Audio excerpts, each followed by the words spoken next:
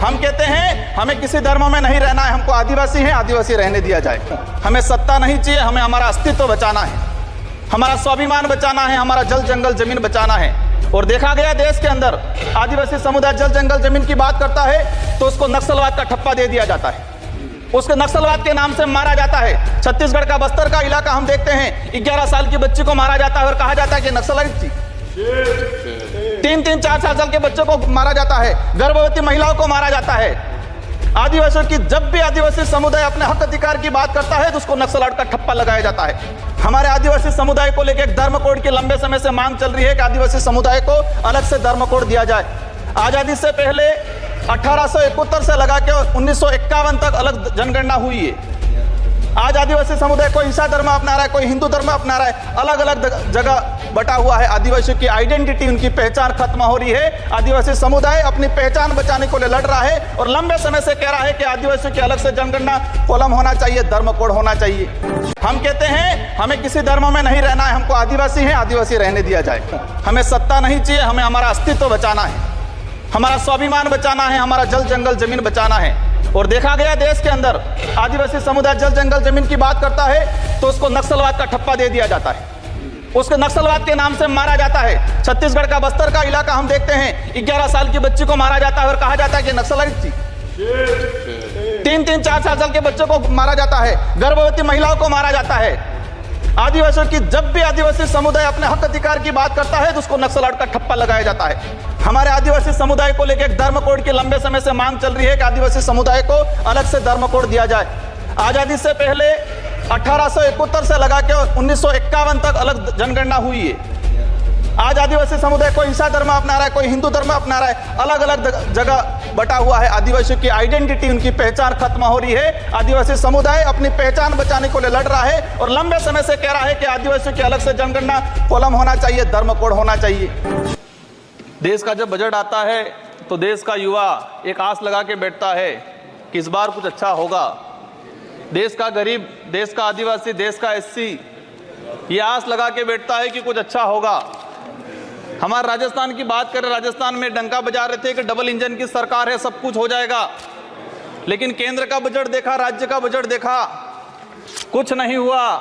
और पूरा देश का एसटी एससी आदिवासी समुदाय हो, युवा हो, सब ये लग रहा है कि डबल इंजन की सरकार की दावा करने वाली इस बार का जो बजट है वो कहीं न कहीं सिर्फ बिहार का, कहीं न कहीं आंध्र प्रदेश का और सरकार बचाने का बजट साबित हुआ है। और कहीं न कहीं ये जुमलेबाज का जो बजट आया है इस बार, देश की जनता देख रही है।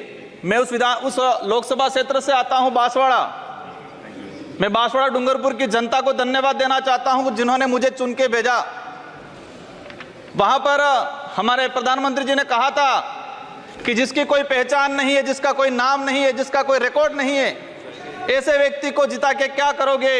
लेकिन बांसवाड़ा डूंगरपुर की जनता ने ठान लिया था कि लोकतंत्र है, राजतंत्र नहीं। और ये राजतंत्र तय करने का किसी को ठेका नहीं है, लोकतंत्र है। जनता ने ठान लिया था कि इस बार राजकुमार रोज जाएगा। मैं आपके माध्यम से, पूरे सदन के माध्यम से मेरी जनता को धन्यवाद देना चाहूंगा। मोदी जी ने कहा था वहां के बड़े बुजुर्गों को कि घर घर जाके राम राम बोल देना और चुनाव जिताना। वहां के बड़े बुजुर्गों ने ठान लिया और कह दिया था, और मेरे माध्यम से और आपके माध्यम से संदेश पहुंचाया है उन तक। मुझे कहा था मोदी जी को कह देना कि देश के आदिवासियों को उजाड़ने का काम पिछले 10 सालों में हुआ है।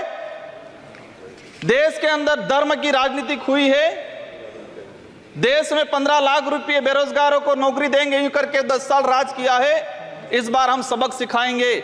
और उन्होंने मेरे माध्यम से मैसेज पहुंचाया है कि गुरु गोविंद की धरती है, मावजी महाराज की धरती है, संत सुरमाल महाराज की धरती है। मानगढ़ दाप में 1500 आदिवासी शहीद हुए थे। मोदी जी 2 बार आए, लेकिन मानगढ़ के लिए, आदिवासी समुदाय के लिए एक शब्द नहीं बोल के गए, कुछ नहीं करके गए। तो उन्होंने मैसेज पहुंचाया है कि आदिवासी समुदाय जाग गया है और अब वो आदिवासी समुदाय नहीं रहा जो बहकावे में आ जाएगा और वोट दे देगा। माननीय सभापति महोदय, जो वर्तमान स्थिति बनी है बजट के अंदर, मैंने देखा धातुओं का खनन को लेकर उद्योगपतियों को टैक्स में छूट दी गई। लेकिन ये खनन कहाँ हो रहा है? धरती पे हो रहा है, हमारे देश में हो रहा है, पहाड़ों में हो रहा है। जंगलों में हो रहा है और वहां पर जीव जंतु रहता है और आदिवासी समुदाय भी रहता है। लेकिन आदिवासी के समय के आदिवासी के लिए क्या प्रावधान किया गया? आदिवासी इलाके के अंदर देखा जाए, आदिवासी समुदाय बैठा हुआ है, उसको जमीन का पट्टा नहीं मिला हुआ आज तक, आजादी से पहले से बैठा हुआ है, लेकिन वो जमीन की बात करेगा। सभापति महोदय, यहाँ पर सत्ता को लेके होड़ मची रहती है, सत्ता पाने को लेके बोला जाता है। मैं जो कहना चाह रहा हूं, हमें सत्ता नहीं चाहिए, हमें हमारा अस्तित्व बचाना है, हमारा स्वाभिमान बचाना है, हमारा जल जंगल जमीन बचाना है।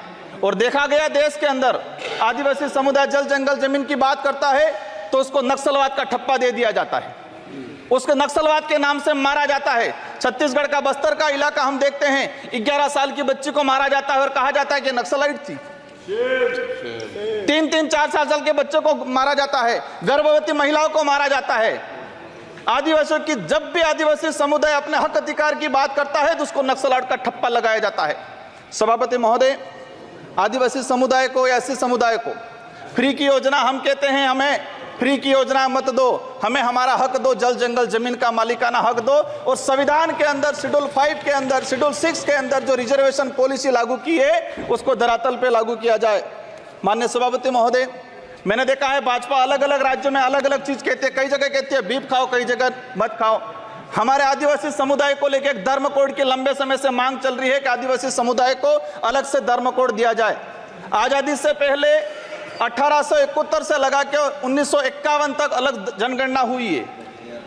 आज आदिवासी समुदाय कोई ईसाई धर्म अपना रहा है, कोई हिंदू धर्म अपना रहा है, अलग अलग जगह बटा हुआ है। आदिवासियों की आइडेंटिटी, उनकी पहचान खत्म हो रही है। आदिवासी समुदाय अपनी पहचान बचाने को लिए लड़ रहा है और लंबे समय से कह रहा है कि आदिवासियों की अलग से जनगणना कॉलम होना चाहिए, धर्म कोड होना चाहिए।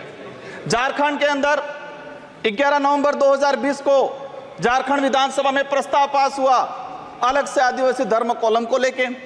वहां विपक्ष में भाजपा थी और भाजपा ने समर्थन दिया और कहा कि आदिवासी समुदाय धर्म व्यवस्थाओं में, भले हिंदू हो ईसाई, उसमें नहीं आता है, आदिवासियों की अलग परंपरा रीति रिवाज है, उनको धर्म कोड जारी किया जाए। लेकिन राजस्थान में अलग तरीके से माहौल बनाया जाता है। हम कहते हैं हमें किसी धर्म में नहीं रहना है, हमको आदिवासी हैं, आदिवासी रहने दिया जाए। माननीय सभापति महोदय, लंबे समय से देखा गया है, कहते हैं वनवासी, कोई कहता है कुछ और। हम कहते हैं हमारी जो आइडेंटिटी है, हमारा जो देखा गया है कई बार कि जो व्यवस्था बनी है उस व्यवस्था के अंदर हम कई बार कहते हैं हमें कुछ मत दो एजुकेशन को लेके।